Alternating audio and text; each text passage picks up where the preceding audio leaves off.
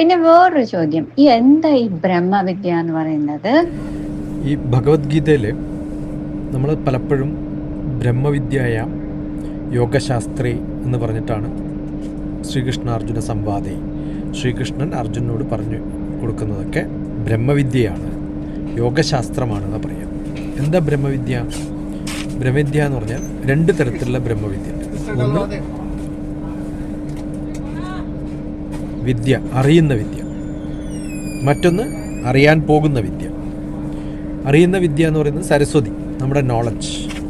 അറിയാൻ പോകുന്ന വിദ്യ എന്ന് പറയുന്നത് കണ്ടുപിടുത്തങ്ങൾ, പുതിയ ശാസ്ത്രങ്ങൾ, പുതിയ ഇനീഷ്യേറ്റീവ്, പുതിയ പദ്ധതികൾ, പുതിയ പ്ലാനുകൾ.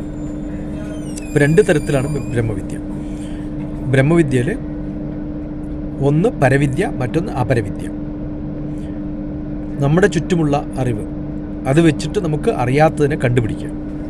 ഭാരതീയ ശാസ്ത്രപ്രകാരം ഈ ലോകത്ത് നമ്മൾ ജീവിക്കുമ്പോൾ നമുക്കൊരു ഔന്നത്യത്തിലേക്ക് പോകാനുള്ള, ബ്ലിസ്സിലേക്ക് പോകാനുള്ള, പുതിയ ലോകത്തേക്ക് തിരിച്ചറിയാനുള്ള, ലോകത്തിന് കൊടുക്കാൻ സാധിക്കുന്ന, ഇന്നത്തെ അറിവ് വെച്ച് നാളത്തെ വിദ്യയെക്കുറിച്ച് നമുക്ക് പറഞ്ഞു കൊടുക്കാൻ പറ്റുന്ന കുറേ വിദ്യ നമ്മൾ ഉണ്ടാക്കിയെടുക്കണം.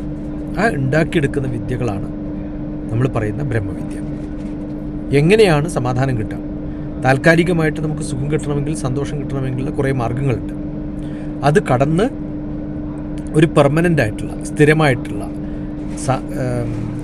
കൃത്യമായിട്ട് നമുക്ക് എപ്പോഴും നമ്മളെ ചോദ്യം ചെയ്യപ്പെടാത്ത, നമുക്ക് ബുദ്ധിമുട്ട് തരാത്ത നാളത്തേക്കുള്ളൊരു നന്മ, അതാണ് നമ്മൾ സാധാരണ സ്വർഗം അല്ലെങ്കിൽ മോക്ഷം എന്നൊക്കെ പറയുന്നൊരു അവസ്ഥയിലേക്ക്. അതുകൊണ്ടാണ് ബ്രഹ്മവിദ്യയും യോഗശാസ്ത്രവും. യോഗശാസ്ത്രം എന്ന് പറഞ്ഞാൽ, യോഗം എന്ന് പറഞ്ഞാൽ നിയമ, ആസന, പ്രാണായാമ, പ്രത്യാഹാര, ധാരണ, ധ്യാന, സമാധി. അത് നാളത്തേക്കുള്ള ഭഗവാനുമായിട്ട് ജോയിൻ ചെയ്തിട്ടുള്ള കംപ്ലീറ്റ് ബ്ലിസ്ഫുൾ ആയിട്ടുള്ള വിസ്ഡം ലെവലിലുള്ള ഒരു തോട്ട് നമുക്ക് ഉണ്ടാക്കിത്തരുന്ന, അത്തരം ചിന്തകളിലേക്ക് നമ്മളെ നയിക്കുന്ന വിദ്യയാണ് യോഗശാസ്ത്രം. അതിലേക്കുള്ള ഡിഫറൻറ്റ് സ്റ്റെപ്പ്. എന്തിനാണിത്?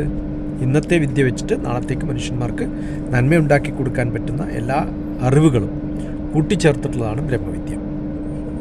അപ്പോൾ ബ്രഹ്മവിദ്യയാണ് ഭാരതീയ സനാതന ധാർമ്മിക ശാസ്ത്രത്തിൻ്റെ അടിസ്ഥാനം എന്ന് പറയുന്നത്. ബ്രഹ്മവിദ്യ ഓരോ തരത്തിലും, അത്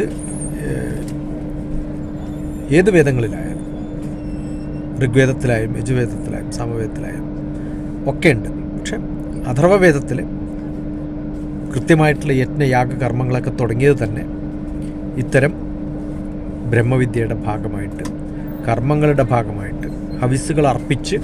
അതാണ് നമ്മൾ ഹവിസ് എന്ന് പറയുന്നത്, നമുക്കുള്ളൊരു സംഭവമാണ്. അത് അർപ്പിച്ചിട്ട് അത് അഗ്നിയിൽ ലയിക്കുമ്പോഴാണ് പുതിയൊരു എനർജി ഉണ്ടാകുന്നത്. അപ്പോൾ നമ്മുടെ കയ്യിലുള്ളതിനെ അഗ്നിയിൽ ലയിപ്പിച്ച് അതിനെ ഒരു തരത്തിലുള്ള പ്രോസസ്സിങ്ങിന് ശേഷം പുതിയ ഒരു ലെവലിലേക്ക് അതിന് ഉയർത്തുന്നതാണ് എല്ലാ യജ്ഞങ്ങളുടെയും യാഗങ്ങളുടെയും കർമ്മം. അപ്പോൾ അത്തരം പ്രോസസ്സുകളാണ് നമ്മുടെ ബ്രഹ്മവിദ്യ ഉണ്ടാക്കാനുള്ള മാർഗം. നമ്മുടെ തോന്നലുകളെ, ചിന്തകളെ നമ്മുടെ ഉള്ളിൽ കൊണ്ടുവന്ന് അതിനെ നമ്മൾ പ്രോസസ്സ് ചെയ്ത് പുതിയ അറിവുകളാക്കി മാറ്റുക. എല്ലാ പ്രോസസ്സുകളും അതിനാണ്. പുതിയൊരു സങ്കല്പം ഉണ്ടാക്കിയെടുക്കുക, പുതിയൊരു നന്മ ഉണ്ടാക്കിയെടുക്കുക, ഉള്ള അറിവിൽ നിന്നും പുതിയ അറിവുകളിലേക്ക് മാറ്റുക. അതാണ് ബ്രഹ്മവിദ്യ.